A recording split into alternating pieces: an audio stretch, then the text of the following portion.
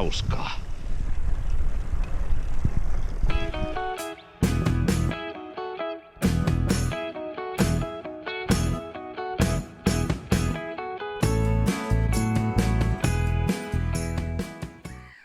Kesäloman aikana voi tapahtua yllätyksellisiä asioita.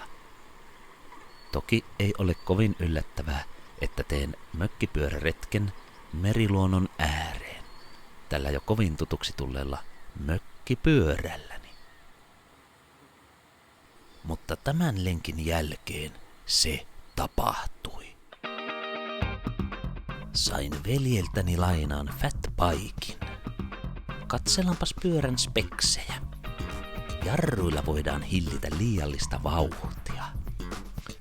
Takaa löytyy tällainen Shimano Deore-vaihtaja, ja totta kai jonkinlaiset kammetkin tässä on, että voimansiirto pelaa. Renkaat ovat melkoisen paksut. Näillä pääsee valmista polkua pitkin, tai sitten näillä voi tehdä uutta polkua metsään. Sitten voimansiirto. Edessä yksi ratas, takana melkoisen monta.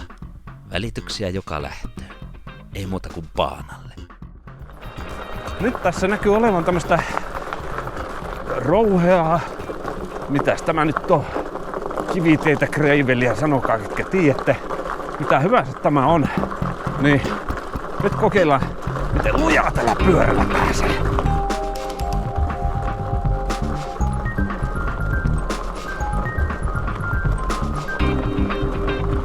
Ei pelkoa kaatumisesta.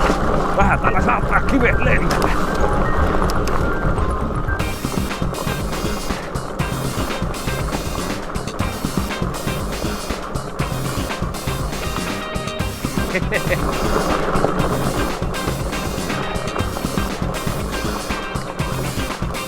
Okei.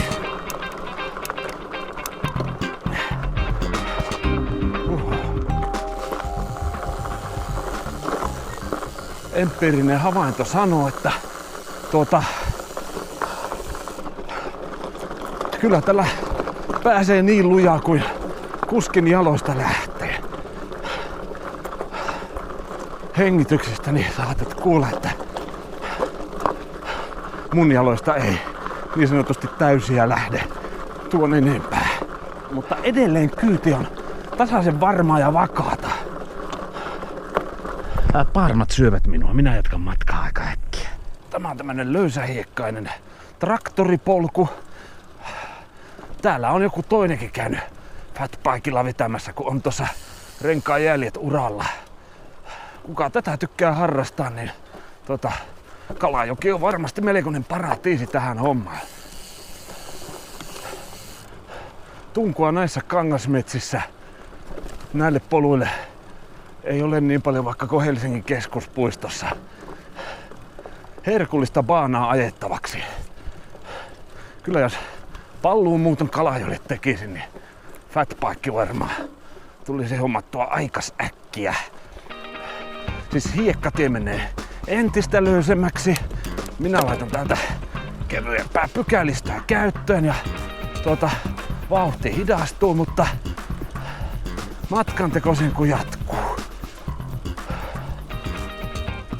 Ai.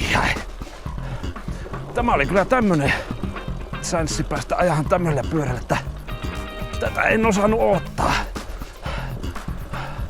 Kunnes velipoika ilmestyi pihaan ja sanoi, että siinä on kuule sulle läskipyörä testattavaksi, lähde ajamaan.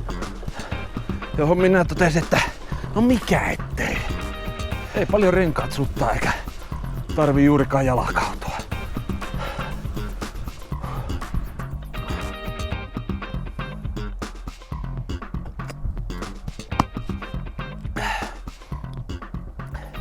Kyllä mä saatan nyt hippasen verran paremmin ymmärtää heitä, jotka saa tuon läskipyörän, eivät enää halua ajaa tuommoisia kovin pinnoitettuja teitä pitkin, vaan kokevat semmoisen maaston kutsun.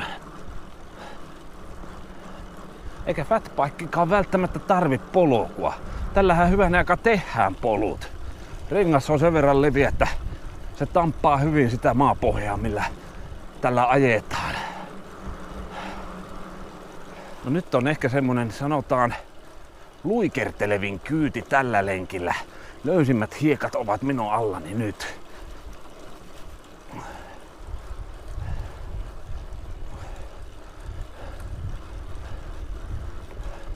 Mutta koe turhia ala hosumaan. Kyyti on yllättävän tasainen. Että kyllä näissä maisemissa kelepaa Trek Farley 5 ajella.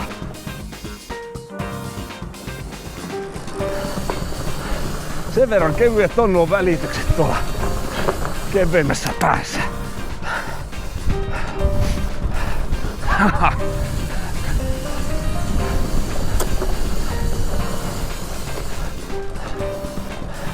Ja seuraava. Oi vitsi! Vauhtia vaan! Hyi! Noustaan seisomaan ja tahkotaan vielä lujempaa. Ai.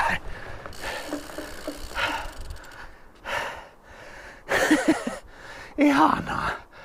Oi vitsi! Tämä on vähän liian hyvää ollakseen totta. No onneksi tämä on kesälomaa. Laitetaan kesäloman piikkiin, että me nähdään täällä tänään tämmösiä hetkiä.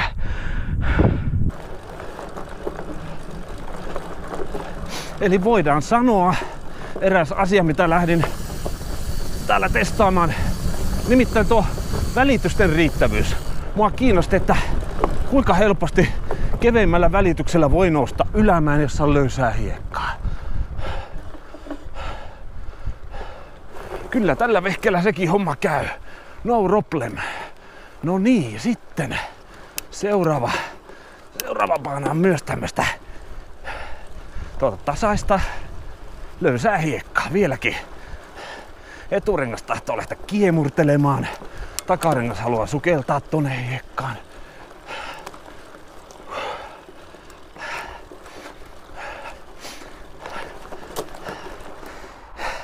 Löysin muuten niin löysää hiekkaa, että tässä stoppasi ensimmäisen kerran.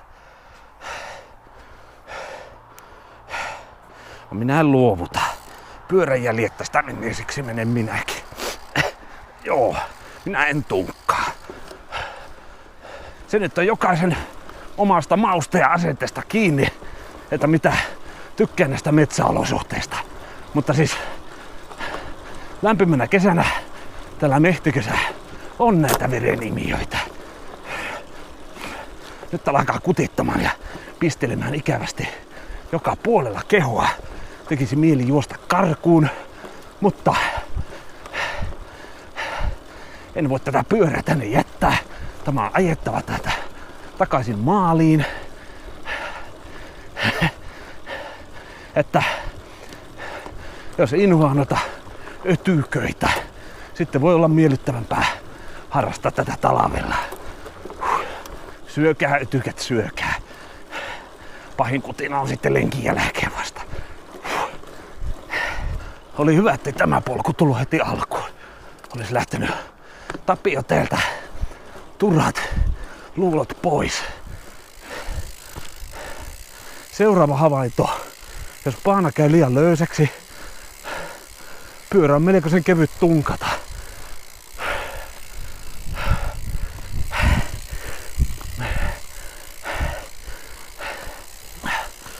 Voidaan ehkä sanoa, että lajin rankkuus yllätti tottumattoman. Mutta tämmönen disclaimeri voidaan tähän sanoa, että itsepäs läksin. Ai paarnat pois. Ai.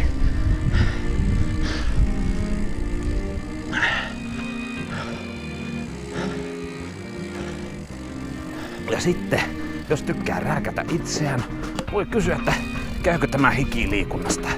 Oi hyvä ystäväni, kyllä käy.